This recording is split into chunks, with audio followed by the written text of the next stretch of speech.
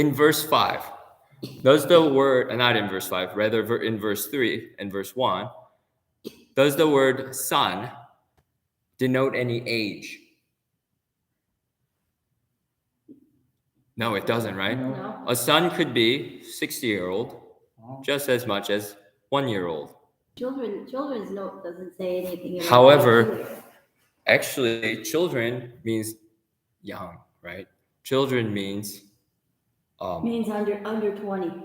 well, In the Bible, it says under 20. it usually means young, right? Children means Not adult.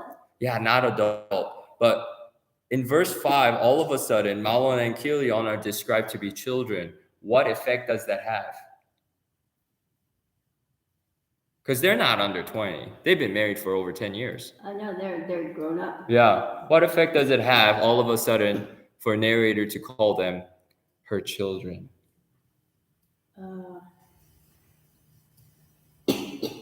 Bereft of her 2 children, so Yeah. that means she probably won't have any more. Sure, yeah, that's a good point.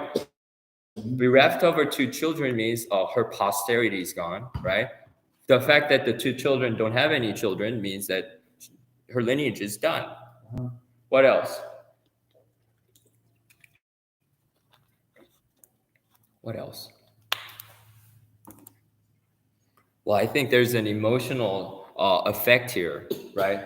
It's kind of like saying Naomi was left alone, bereft of her 2 little boys. 2 children and her husband. Right. So she doesn't have anybody else. No. Well, I think the effect of the word children is that it's almost like the view of Naomi.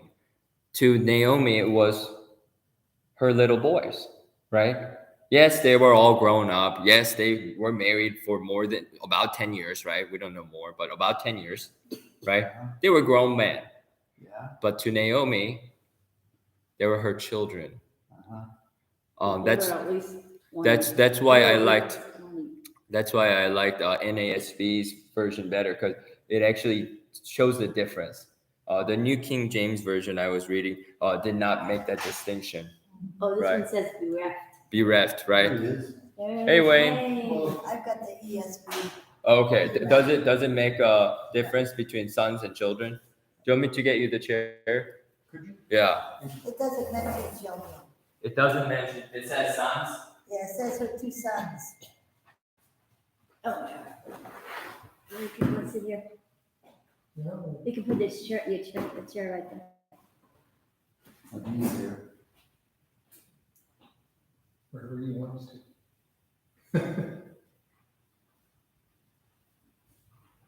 Been trying to line up, picking up something from Facebook Marketplace. Finally got the go-ahead, so I went and got it. Right here. Right. We just read the first 5 verses, Wayne. Right? So just to catch you up, there's a man from Bethlehem, Judah, and Bethlehem, as we know, it's a famous city, right? They're actually Ephrathites, and Ephrathites are actually people who settled in Bethlehem much earlier. They're not from Ephraim, right? I Are they? Not the tribe of Ephraim, right? I think that's what Ephrathite means. The Ephrathites are one of the first settlers of so they're people from Ephrath. Uh-huh. Yeah. Ephraim. Yeah. Ephrath. So it's not this. no, that's not the Ephraimites. Right. Yeah. So there's some of the oldest people settling in Bethlehem, but what's the reason they? Joseph's youngest son. Oh no, that's Ephraim. Isn't that what that is? No. Joseph's youngest son. Ephrathites are a different people group. Yeah, so he's about. Yeah. I thought that was Joseph's other son. That's Ephraim. Yeah, so he's about, Ephrathites are from. about the war, then when they killed an accident, the generals give a message to the mothers about their son dying, how they are saddened by their deaths. Uh-huh. That's it, see, like over here.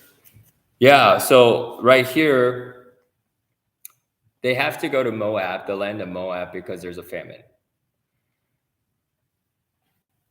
And what happens is the husband dies. His name's Elimelech. He dies in the land of Moab. And And 2 cents. yeah, and in verse 4, the two sons actually marry. Uh-huh. They marry Moabite women, Orpah and Ruth. And that would have been really scandalous to the Israelites who are hearing this. Not only that, they've stayed for about 10 years. They've been married for about 10 years, Yeah. which is scandalous there too, because it seems like they would come back after the famine, but they're gone for 10 years. Now, in verse 5, as Jim said, Mahlon and Chilion die. Yeah. It doesn't say why. Yeah. The Jewish tradition, they try to explain that they were judged by God for marrying foreign women, but it doesn't say why. So I'm not going to say it's a judgment from God. If it's a judgment from God, it would have said it. Yeah. Not only that, in the book of Ruth, God is only shown as loving and kind here. There's not really a bad guy in Ruth. There's no one getting judged in Actually, Ruth. Jesus comes from. Yeah, and Jesus comes from this line that we'll read. Half of Jesus. Jesus comes from the line of Judah. Right, the line of Judah, and we'll get there. Yeah. Now, that's the setting here. There's a family. They go to Moab because there's a famine. It's during the time of the judges. And all of a sudden, Naomi is by herself where she started. She went with her whole family, her biological family, and now she's all by herself, except there are two Moabitess women, right? Yeah. All right. Who can read verses 6 through 7? I'll do it. Go ahead, Jim.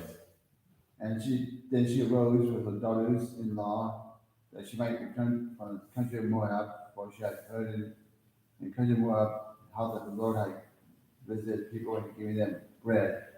Wherefore she went forth out of the place where she was, and her two daughters-in-law with her. And they went on the way to return unto the land of Judah. All right. So, what does Naomi do? She went back to her own country. Yes, and why? What is the reason that she's going back to her own To country? get food. Get bread. To get Right. food. Now, where's the source? Who's the source of bread? The Lord. The Lord, right? Take a look at this. For she had heard in the country of Moab that the Lord had visited his people by giving them bread, right? Mine says food. Or food. Yeah, this Bible says food. I think bread is more appropriate because the word is bread. Jesus does call himself bread from heaven. Right, that's true. Now, here, the reason is the Lord giving them bread.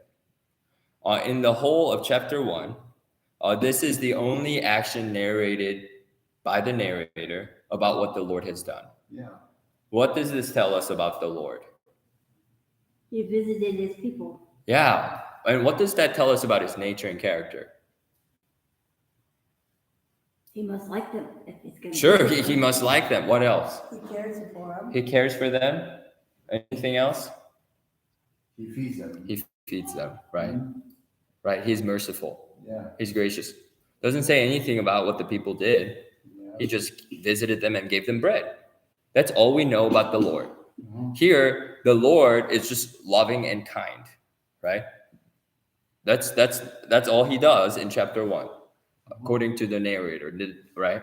Yeah. Now, so she goes out, and who's with her? Ruth and Orpah. That's right, the two daughters-in-law, right? Now we're going to read Naomi's argument where she's going to tell the daughters to go back. Okay, so who can read verses 8 and 9? Okay. Go ahead. And Naomi said to her two daughters-in-law, Go, return to each her mother's house. The Lord deal kindly with you, as you have dealt with the dead and with me. The Lord grant you that you may find rest, each in the house of her husband.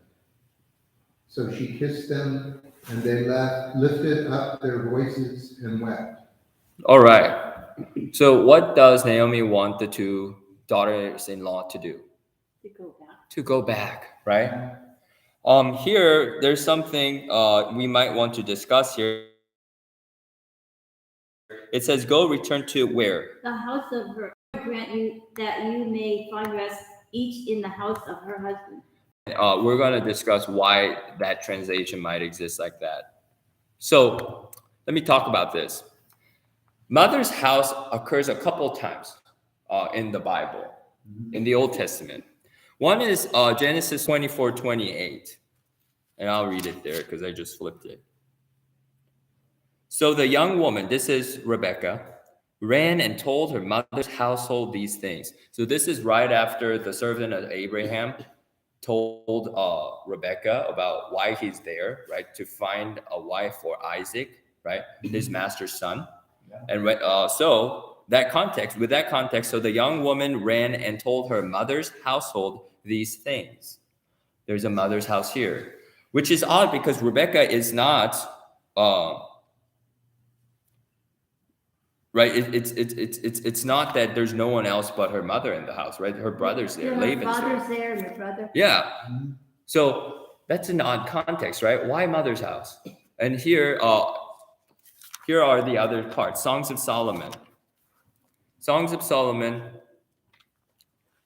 verse 3. Songs of Solomon, chapter 3, verse 4.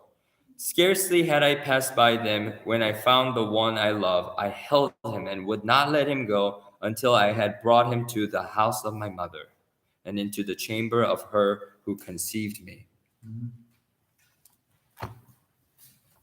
In the context of the Old Testament, the mother's house, or the house of the mother, stands out as the potential for marriage. In the context of Genesis 24:28, it was a potential of Rebekah marrying Isaac. In the Song of Solomon, right, or Song of Songs, at 3:4 and also 8:2, it occurs. That phrase stands out for potential for marriage. So what Naomi is saying is, go, return each to her mother's house, which means, go, you have potential to marry. Go back. You can have a husband again. Hence, I think that's why NASB actually interprets that as husband's house. They lost their husband of 10 years. But Naomi's saying, you're young enough. Go back. So mother's house actually denotes potential for marriage. These two young ladies had potential for marriage, and Naomi says, go back. Right? Now, the next phrase in verse 8 is kind of troubling. The Lord deal kindly with you, as you have dealt with the dead and with me. So here, the word kindly is actually the word for steadfast love. May the Lord do steadfast love to you, right? May the Lord show steadfast love to you. That's a great blessing, right? However, what's the standard? According to what? The Lord. Well, it says, as you have dealt with the dead and with me. What is the standard of steadfast love according to Naomi here? Kindness. Kindness that the Moabite women have done to Naomi and... Mine says, may the Lord deal kindly with you. Yeah, kindly is the same word here for steadfast love. May the Lord show steadfast love to you as you have done, right? As you have dealt with the dead and with me. This is kind of troubling. What Naomi is saying, the Moabites, may God bless them in compassion. Well, the same compassion that they show to the dead. It's almost as if Naomi is saying, the Lord has to learn kindness from these two ladies. Right?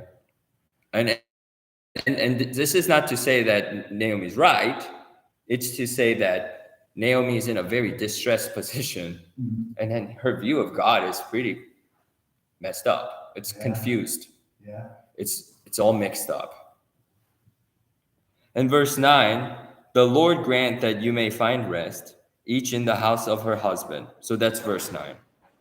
Couldn't it? Yeah.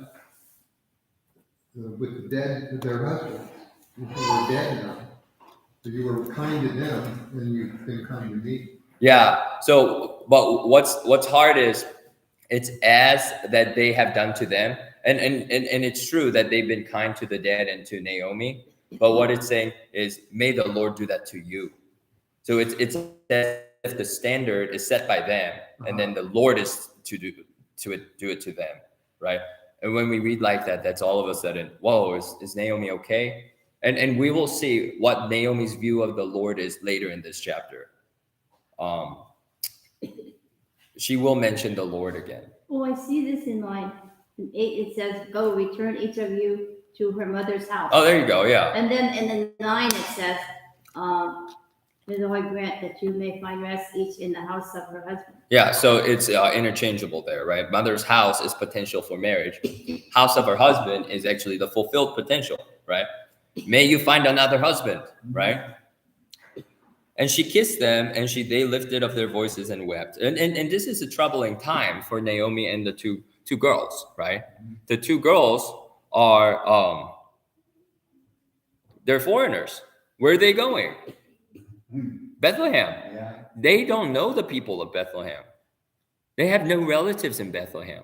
But then they've lived with Naomi for 10 years. family for that long, so that's kind of their new family. Right. So what Naomi is doing is go back. And this is almost a kindness from Naomi, right? What does Naomi ultimately want the two girls to do, two daughters-in-law? Go back and get married again. That's right. We're in Ruth 1, verses 8 and 9. Yes, Naomi's wish is that the two girls would not shipwreck their lives, right? Because they have potential. If they're young, they can get married. And right, as we talked about, the mother of the house of the mother, or the mother's house, is potential for marriage. And then verse 9 makes it clear, house of her husband, right? Back in the days, what would happen if a woman was not with a husband, single? What was People would say, "You're not married," or "You're not," or whatever. Yeah, you're not married. You're whatever. And what would it say? Harlot or something. What would it tell us about their ability to provide for themselves? Maybe they thought they were the prostitute or something. True, or it's just that single women or widows, right? They were just known to not be able to provide for themselves. They were some of the weakest people in society, right? And that's why the Lord actually takes care of them himself, right? The orphans and the widows, leave the food for them. And we'll get there about gleaning. But Naomi's argument here is that go back. You still have potential. You have potential to make children. You have potential to carry on and have a future posterity, right? Who doesn't have a future here? The dead people. The dead and Naomi. What Naomi wants the daughters-in-law is, I don't have a future. Don't follow me, but you guys go back. You girls go back, right? What struck me when I read this, Yeah. just going through the scripture, is that she was potentially sending them into a very pagan situation. Oh, that's true. Yeah, they're Moabites, right? We don't know their spiritual condition. Now, who can read verses 10 through 14? 14. I'll do it. Go ahead. And they said to her, "No, but we will surely return with you to your people." But Naomi said, "Return, my daughters. Why should you go with me? Have I yet sons in my womb, that they may be your husbands? Return, my daughters. Go, for I am too old to have a husband. If I said I have hope, if I should even have a husband tonight and also bear sons, would you therefore wait until they were grown? Would you therefore refrain from marrying? No, my daughters, for it is harder for me than for you, for the hand of the Lord has gone forth against me. And they lifted up their voices and wept again. And Orpah kissed her mother-in-law, but Ruth clung to her. Okay. So what was the daughters-in-law's response? The first response. They wanted to go with her. Right. No, we will return with you to your people, right? Now, Naomi makes a second case of the argument. There are two people online here. We're in Ruth chapter 1. We just read verses 10 through 14. We'll go through each one. If you have any questions, please type it on the chat box. I can read the chat box. Oh, three people. We're in Ruth chapter 1, verses 10 through 14. There's a chat box. If you have any questions, please type that out. Okay, so at first the ladies say, no, we'll go with you, right? But what's Naomi's argument? No. Yeah, turn back. Go back. Go to your countries. Right, go back to your home. My daughters. Now it's not daughters-in-law. She's using My the term of daughters. endearment, right? My daughters, right? And she asks a series of questions to persuade them to return. To persuade them to return. So first one is this: why will you go with me? So here, when it asks why, this is actually a rhetorical question. It's not a question looking for answer, right? It's not like, hey, Orpah, Naomi, why do you want to still go with me? It's actually a rhetorical question to get them to see there's no point of going back with me, right? So here's the next question, which develops it even more. Are there still sons in my womb that they may be your husbands? This is a rhetorical question. What effect does it have? I don't know, it means she's old or something. Exactly, right? It's just like there's no baby in this womb, right? The word for womb here actually specifically is not actually womb. It's actually like the guts. What Naomi's saying is like there's no baby anywhere around here. It's not even specifically womb. It's just there's no baby in my guts, right? No baby, right? Now she commands them again, turn back, my daughters, go for. And now, as Diane said, she explains it. What's the reason? Have a husband. She's too old to have a husband, right? She's too old to have a husband. And what's the point of having a husband? To have children. To have children. Together. Yeah, to take care of them, right? But here, it's Naomi getting married again. And what it's saying is, Naomi's saying, now, if I were to get married again and to have kids, and would you actually wait for them, right? So if I have a husband and bear sons, verse 13 asks the rhetorical question, would you wait for them till they were grown? Is this a question of looking for answer? No. Is this Naomi saying, hey, I'm going to get married. I'll have sons. Let's start over. Are you going to marry my infant sons when they're grown up? No, the answer is no. Because Right? if they waited for the infant son, they'd be too old. Right. But Naomi's argument is rhetorical. It's purely rhetorical. There's no hope for her, right? Oh my God. Would you restrain yourselves from having husbands? Can you wait decades until they're fully grown, right? No, my daughters, for it grieves me very much for your sakes. And here's the troubling part that I mentioned earlier, Wayne. The reason is that the hand of the Lord has gone out against me. What's Naomi's view of what happened to her in the land of Moab? It's the Lord's doing. Yeah, it's the Lord's doing. That's troubling. Naomi, The woe is me. yeah. Naomi is so distressed that she thinks the loss of her husband, loss of her two little boys, of course they're not little, right? They're adult men, but to her they were her boys. Well, they were boys when she went. When Right. She came over there. Right, but this is a rhetorical thing, right? To any mom, no matter how old the boys are, they're just the little boys. They're her little boys. Well, to your mom, you're a little That's boy. right, You're a and little boy. right, that's right. So Naomi here in verse 13 is blaming the Lord. For the hand of the Lord has gone out against me. Now, does that mean that it is the Lord's fault that they died? No. No. No. How do we know?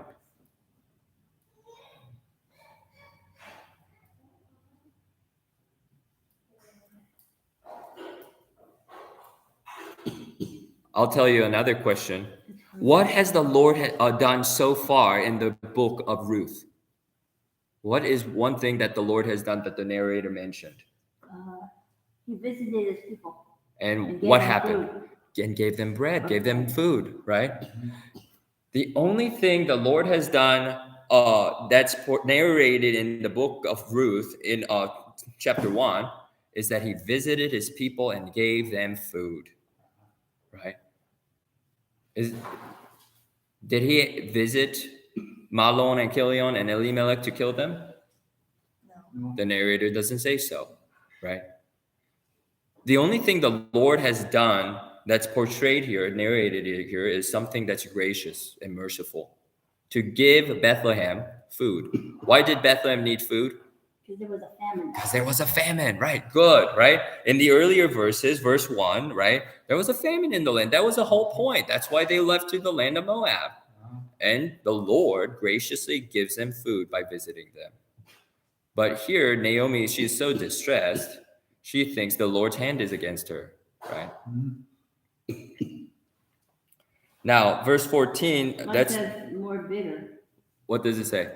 It says literally more bitter. Oh, that's later. Oh, that's more. Okay. Yeah. Oh, now verse 14, how do they respond to Naomi's argument? They cried. Mm-hmm. Oh, that's where the harder comes in. Yeah, they Harder cried. For you, land for you, more bitter. They cried again. Now, who leaves? Orpah leaves. Or police. But what happens? Who stays? Ruth. But Ruth clung to her, right? But Ruth clung to her. The word clung it's a very strong word, right? The word clung is used in a sense of commitment, right? It's not just physically clung. It's not like Ruth just like hugged Naomi. I'm sure that probably happened too, but it's a sense of commitment, right? It doesn't really say anything about Ruth's physical reaction, but it's her loyalty to Naomi, right? And there are two opposite responses shown in one verse, back to back. One is Orpah kissed her mom goodbye, mother-in-law goodbye, and the other one is Ruth, by contrast, stayed loyal to Naomi.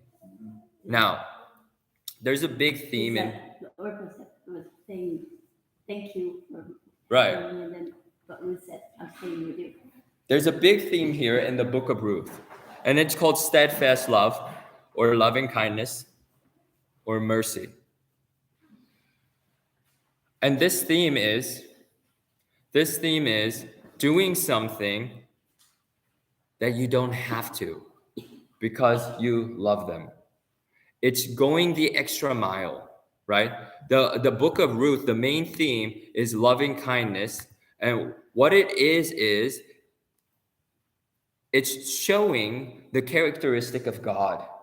It's living a life of loving kindness. It's doing something when you don't have to. So the question is, did Orpah sin by going back to her homeland? No, she just didn't go the extra mile. What Ruth was doing was extraordinary. What Ruth was doing was showing a characteristic of God. What's surprising is she is a Moabitess. She's a foreigner. But in the whole chapter 1 of Ruth, who is showing the best example of loving kindness? Ruth. The best example of loving kindness is shown by a foreign woman. This chapter of Ruth would have been scandalous. It would have been, whoa, right? Wait a second. It's not Naomi. Naomi actually has a kind of messy theology here with the Lord, right? It's just like the Lord's hand was against me, right? No. It's Ruth who shows the best example of steadfast love, and we will see more of that in the coming verses. So, who can read verses 15 through 18? Okay, one of those two. Or I can read it. Oh, 15 You through get to read 18. the last part. Yeah, 15 through 18. And she said, look, your sister-in-law has gone back to her people and to her gods. Return after your sister-in-law. But return back from following after you. For wherever you go, I will go, and wherever you lodge, I will lodge. Your people shall be my people, and your God my God. Where you die, I will die, and there will I be buried. The Lord do so to me, and more also, if anything but death parts you and me. When she saw that she was determined to go with her, she stopped speaking to her. All right. So Naomi entreats Ruth to go back, right? Hey, your sister went back. Now you go back, right? But what's Ruth's response? She's going to go with her. Exactly. And these two verses, 16 and 17, it's written so beautifully, right? There are songs about this, right? Where you go, I'll go. Where you stay, I'll stay. Although it's not about Ruth, unfortunately. But these are Ruth's words, right? Let's see the pattern here. Entreat me not to leave you or turn back from you, following after you. For wherever you go, I will go. Wherever you lodge, I will lodge. So whether going or whether remaining still, where's Ruth? With Naomi. Whether Naomi is walking or sleeping, Ruth will be with Naomi. Let's read on. Your people shall be my people and your God my God. In the middle of it, there's even identity shift, right? Now this Moabitess woman says, no, I will consider whose people, her people. Naomi's people. Exactly, the Israelites. All of a sudden, a Moabitess would say, I'll consider the Israelites my people. But what else? Her God will be. Even God, right? Even your God will be my God. This is an ultimate form of commitment, right? I will change my religion for you. Where you die, I will die, and there will I be buried. Even to death, right? Her commitment goes to death. When you read verses 16 through 17, reading Ruth's argument, from life to death, she'll be committed to Naomi, right? That's loving kindness, right? She's going beyond. Is there any expectation or standard in which a widowed daughter-in-law has to commit herself to her former mother-in-law? No, not at all. What Ruth is doing is going the extra mile. That is steadfast love. Doing something when you don't have to. Ruth's decision of faith. I wouldn't say this is the Ruth's decision of faith, but this is her declaration of her commitment for sure. We just don't know when she converted, right? I have a hard time seeing her conversion coming from Naomi's deep theological mess of the Lord's hand is against me. I'm going to convert. That's hard for me to see, right? Right. Now, she says, the Lord do so to me and more also, if anything but death parts you and me. That's commitment, right? That's steadfast love. That's more the decision. That's her decision to commit to Naomi, right? She as a daughter-in-law is going far beyond what is even expected of her, right? That's loving kindness. And verse 18 is kind of funny, but also sad at the same time. When Naomi saw that she was determined to go, when Ruth was determined to go with her, what? She stopped speaking to her. It's almost like a silent treatment. I was wondering if this meant she stopped arguing with her, or if it meant she gave her the silent. I think it's silent treatment because it's just like speaking. It's because there's a word for arguing, right? But it's just speaking. Yeah, Naomi is so distressed. First of all, she lost all her biological family. And now she's going back. But then there's this Moabitess woman who's following her. And Naomi probably doesn't know how she's going to even afford to keep herself alive when she gets to Bethlehem. She's been gone for 10 years. And she has no close kin. Do you know what I mean? No direct, immediate family members in Bethlehem. How is she going to keep herself? There are some family members, because at least later she doesn't know who's there right now. It's 10 years. Yeah, we'll find out Boaz is there, but Naomi has no idea about Boaz right now, right? Because it's been 10 years. But she's saying probably there is, She doesn't know, maybe. right? She doesn't know. That's why she's like, go back. It's basically Naomi's going back without knowing who's going to provide for her. But now there's a Moabitess woman who's coming with her.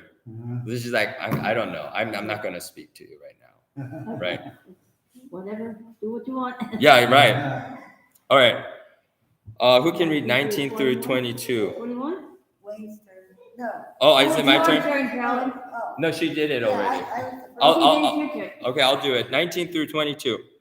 Now the two of them went until they came to Bethlehem. And it happened when they come to Bethlehem that all the city was excited because of them. And the women said, "Is this Naomi?" But she said to them, "Do not call me Naomi. Call me Mara, for the Almighty has dealt very bitterly with me. I went out full, and the Lord has brought me home again empty. Why do you call me Naomi, since the Lord has testified against me, and the Almighty has afflicted me?" So Naomi returned, and Ruth the Moabitess, her daughter-in-law, with her, who returned from the country of Moab. Now they came to Bethlehem at the beginning of barley harvest. All right. So when they get to Bethlehem, what happens? What's the reaction? They go, People were excited. People were excited. they go, are you not Naomi? Yeah, is that Naomi, right? It's this excitement, it's kind of like the city was stirred, right? It's like, whoa. Can you imagine like someone who has just disappeared in your life for 10 years just appears again? That's the reaction. They have no idea. They don't have text messages, they don't have phone calls. They when you leave the land you were born, you were basically gone, right? There was no way. Yeah. Now, what does Naomi respond? How does Naomi respond? Don't call me Naomi, call me Mara. That's right. Mara is bitter. She knew that the Almighty Bitter. has dealt treacherously with her. What is it? She felt that God has dealt. Yeah, bitterly with Yeah, it. with her. Yeah, we'll get to that. Yeah. Now, what's the meaning of Naomi? What's the meaning of her name? I forgot. It means something nice. Oh, no, Naomi. Yeah, Mara means bitter. You're right. Mara is bitter. It means pleasant one. Yeah, it's it. Yeah, Naomi means pleasant one. So what Naomi is saying, do not call me even by my name. I'm not pleasant at all right now. Call me what Mara. Mara means Call me bitter. This is a rule of thumb that how I approach the Bible text. When someone makes a deal with their name, if the context allows for the name being important, I look up the translation of the name. However, if the text does not make the name important at all, I don't look up the translation of the name, because the name doesn't necessarily have to do with what happened to them. Do you see what I mean? That's why I didn't go over Elimelech's name, Mahlon, or Chilion, because they didn't make a deal with their names. But here, Naomi makes a deal with her name, right? That's why I am focusing on the meaning of her name, right? Because I know some commentaries, they go all over with the meaning of everyone's name, but it doesn't really have to do with what happened unless they say it, right? Okay, so she's really bitter, right? Who is she blaming again? God. The Almighty has dealt very bitterly with me. And let's remind ourselves, what has God done all throughout chapter 1? What's one thing that he has done? He visited his people and fed them. Exactly. He visited his people and fed them. That's all God has done. Uh-huh. That's all he has done. But Naomi is blaming God, right? Now let's look at her argument though. I went out full and the Lord has brought me home again empty. Let's ask ourselves, did Naomi actually go out of Bethlehem full? No. No, what was the reason why Naomi left Bethlehem? Because no food. Because of famine. The famine. This is almost delusional. The reason why Naomi left Bethlehem in the first place, right, is because there's a famine. Yeah. She did not go out full. She came back just had a home. husband. That's Yeah. She had her husband and two sons, right? all. I think your son's born there. No, the two sons went with Elimelech and Oh, they Naomi. were born in Israel. Bethlehem, yeah. Now she could mean her kids, right? I went out full. But again, right. I mentioned earlier of Naomi's mindset. Naomi's mindset is not an accurate depiction of God, right? We have to go with the narrator. When people speak, just because people are speaking doesn't mean they're always right. In the Bible, the most reliable speakers are the narrator and Jesus and God, right? Whenever Jesus, God the Father, right, the Holy Spirit, or the narrator speak, that's 100% true. But whenever characters speak, they could be wrong, right? Because they're fallible people. When I went away full, that doesn't mean, full as in she had 2 sons. And Yeah. now she's coming back with no sons. Mm-hmm. Is that what that means? It could mean, I think it could mean that. But the ironic part is, of course, that she left Bethlehem during a famine when there was nothing, right? That's the irony. Even if she meant that's why she went to Moab, the irony here is that she left during a famine. That's the reason, right? There was emptiness during that time. So yeah, her mindset is really, really troubling. And that's why in verse 8, when I said, may the Lord deal kindly with you as you have dealt with the dead and with me, that's why I believe Naomi actually thinks that the Lord has something to learn from the daughters-in-law, right? May the Lord do kindly with you as you have dealt with me and the dead, right? It's just like she doesn't have a really healthy mindset of the Lord and his faithfulness and his loving kindness. But what we'll see is that's going to change. In the book of Ruth, it will change. And that's because of the loving kindness of others that's reflected of the loving kindness of the Lord, right? The loving kindness, again, means doing something when you don't have to. It's going above and beyond the call of duty, right? That's what it is. So, verse 22, I think, does go with chapter 2. I don't know why the verses are marked this way, but it says, so Naomi returned, and Ruth the Moabitess, her daughter-in-law, with her, who returned from the country of Moab. Now they came to Bethlehem at the beginning of barley harvest. The reason why I think it goes with chapter 2 is it sets the background of what's going to happen, right? It's barley harvest. Wow. It's time to harvest food. And That's 22 goes with right. chapter 2. I think it goes with chapter 2. I see these little paragraph things. Right. Is that how to read it? I think it's helpful. I've been reading it like that. Yeah, I think it is helpful to read the paragraphs like that, but not to fully trust it because that's not infallible, right? That's done by the translators. But I think verse 22 go with chapter 2 is because it sets the background and it mentions Naomi and Ruth again, but mentions Ruth as a Moabitess because it goes with chapter 2. It's a new setting. Now there's a barley harvest in Bethlehem, right? So we'll pick it up there next week.